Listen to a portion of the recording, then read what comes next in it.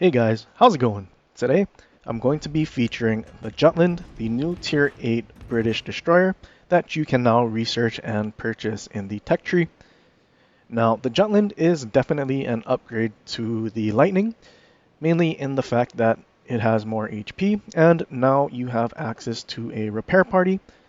Of all of the new Tier 8 ships, the Jutland is my first pick to basically play through and get a feel for this ship. And in all honesty, this first game was quite a banger, and this is definitely a carry machine, just like the Lightning is. My commander that I am using in this game is GROTMAZ Smart, the Warhammer 40k collaboration commanders. Now his special skill, Bernie Daka, increases your HE alpha by 15% if it's maxed, and also increases your HE shell fire chance, while making your destroyer take 6% more incoming damage. However, if you use the skill Perceptive, that skill can mitigate the incoming damage that your destroyer takes, and essentially you are just getting a buff to your DPM by a pretty significant amount. The Jutland's HE alpha is 1700, and when you use that skill, it does go up to 1900. To put that into perspective, the LNM Sumner, Fletcher, both have 1900 HE alpha, so with this skill, you are now hitting just as hard as those ships.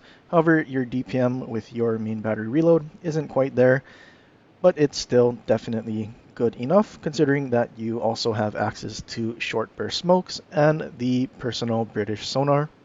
One of the things you will notice when you play the ship is that it is extremely slow.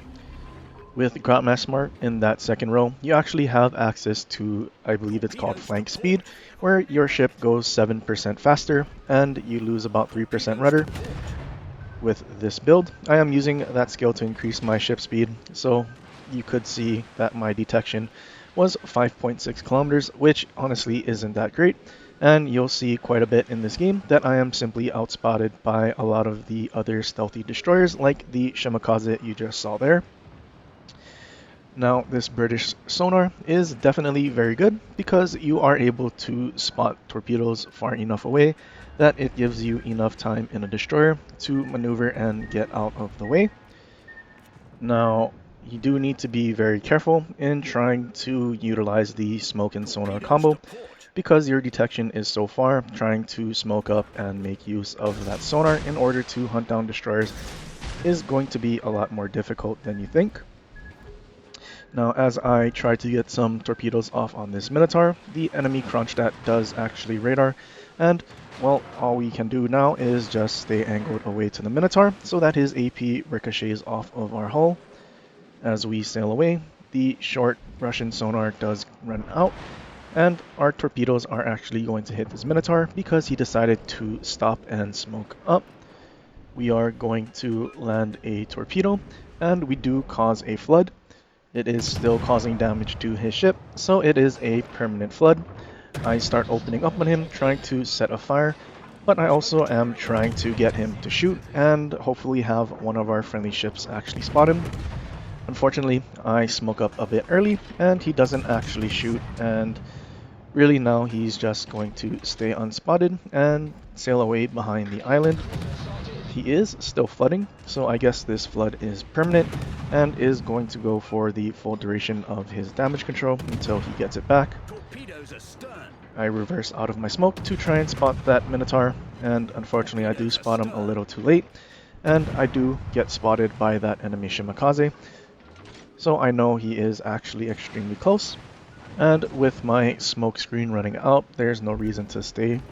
So I start repositioning to the right flank where there are two enemy destroyers. Here is one of those examples of this build being simply outspotted by the enemy destroyers. He does, however, somehow get spotted on his own, and well, you can see just how hard this ship can hit other destroyers, especially when using the Bernie Daka skill from GROTMAZ Smart. Now, there are basically going to be 3 enemy destroyers on this flank. There's an enemy Khabarovsk, an enemy Jutland, and now that Shimakaze. We do want to be extremely careful because we don't want to overextend and then be surrounded by the entire enemy team, especially since our friendly cruisers are essentially running away from this flank, and our friendly destroyer that's right next to us is on a sliver of HP, so I'm not going to expect him to survive very long. Now that I'm spotted, I just decide to turn away and start smoking up in order to disengage. Smoking up, and especially being spotted by destroyers and even some cruisers with torpedoes, it's not really a good idea to stay in your smoke because it is going to attract a lot of torpedoes from those ships. So I simply leave and essentially reposition myself. I want to use this island off my 2 o'clock to try and surprise one of the destroyers if they decide to try and push in towards the cap. I am trying to be extremely patient, and I want to also try and torpedo some of these ships that's pushing towards our base, while we do have a friendly destroyer that has somehow made his way to the backside of the enemy cap, with our entire team pretty much on the south border and one destroyer in the enemy cap. Now all we have to do is play defensively. I am simply just going to let the enemy push into us because as they push into us, we can make use of our torpedoes. I don't actually have the torpedo upgrade, so we do have 8-kilometer torpedoes. If we had the upgrade, we'd have 10-kilometer torps, which would make things a little more comfortable. So sitting here, we do notice that our RPF is pointing off to the right, so I am a bit hesitant on reversing out to try and spot these ships, because if I accidentally get spotted from behind, the enemy ship that spots me will basically allow their entire team to shoot at my broadside. I am able to spot the Sovietsky Soyuz, and that's good enough for me. I launch my torps and start going away from those ships, and just in the nick of time as some torpedoes show up right where I was sitting, I pop my sonar just in case there's any other torpedoes that I possibly don't see, and I just simply start sailing away now. One of the enemy destroyers is now in our cap, so I need to go and try and spot him. Our friendly Alaskas are still just running away, and they're too far to actually shoot at any of these ships.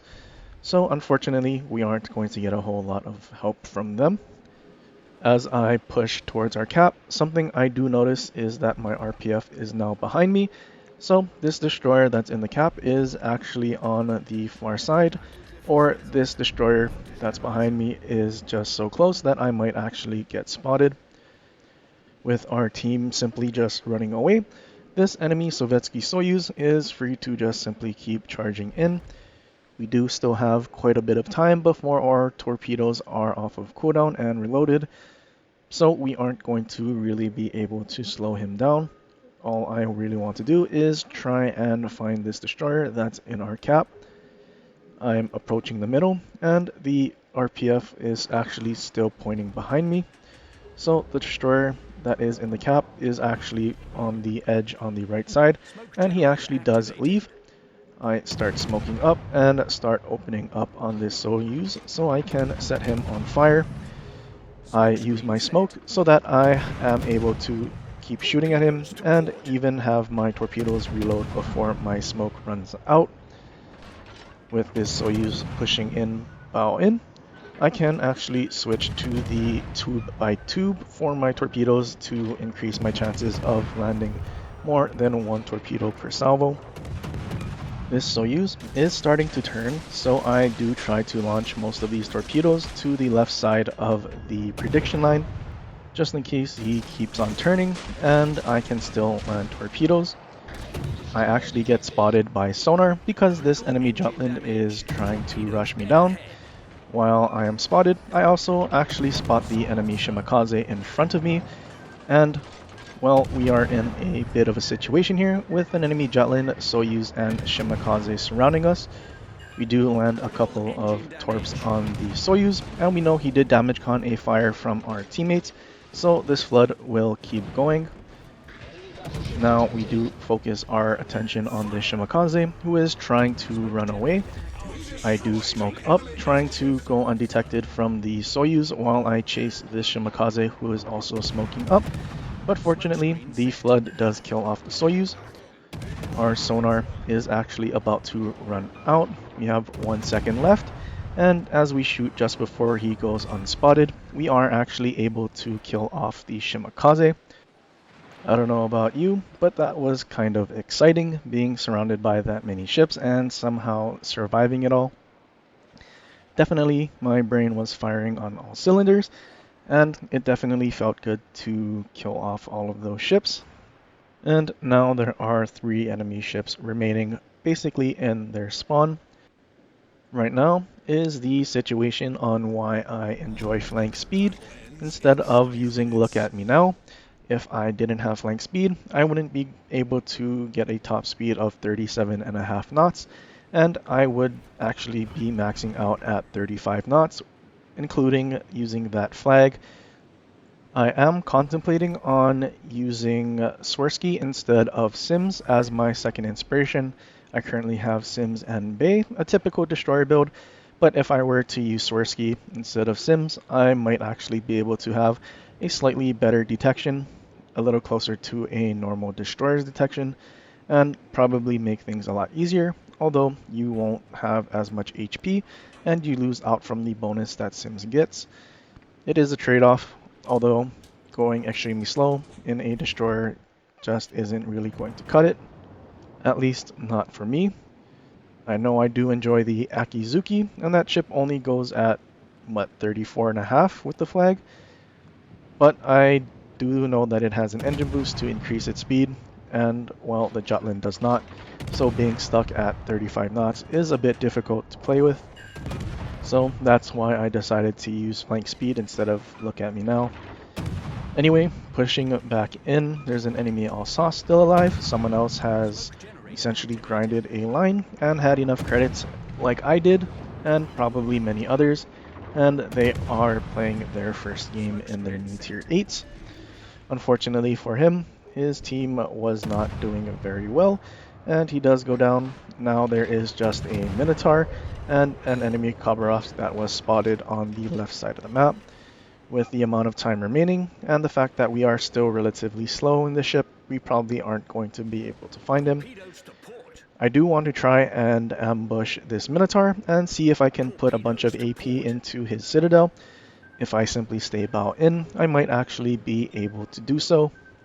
I do have my sonar running, although if I end up spotting this Minotaur, it might give away my location, and the Minotaur probably will sonar me back. The Minotaur actually gets spotted just before my sonar range, so I think the Alaskas behind me are radaring him. He is slowing down and turning in a little bit, so I don't actually have the angles for my AP in order to citadel him, which is really unfortunate. I just simply launch my torpedoes, and I'm not really sure what this Minotaur is shooting at. He does finally start hitting me, although it is far too late, and he ends up getting dev struck.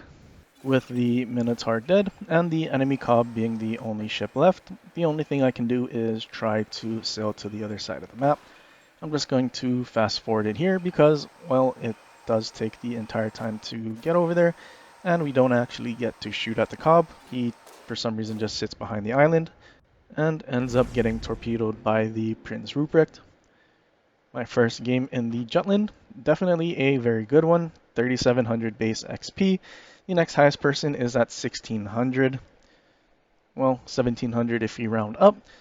Definitely a carry by my standards.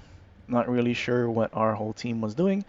Well, actually, I know they were at the back of the map for most of it. And, well, with them being at the back of the map, it allowed us to do very well.